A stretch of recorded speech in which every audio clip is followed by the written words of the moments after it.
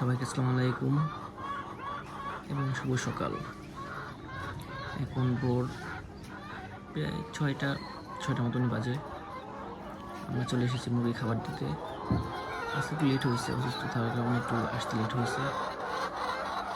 তাও সমস্যা নেই, 6টার দিকে আসলেও হয় আর কি।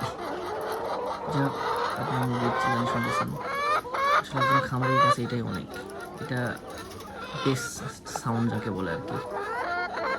এবং আপনি এই লেয়ার মুরগি এবং এটা মুরগি আর কি, আপনি মুরগি যত কাছাকাছি আসবেন, যত দেখবেন, যত মারবেন, তত মুরগি সম্পর্কে বেশি অভিজ্ঞতা অর্জন করবেন।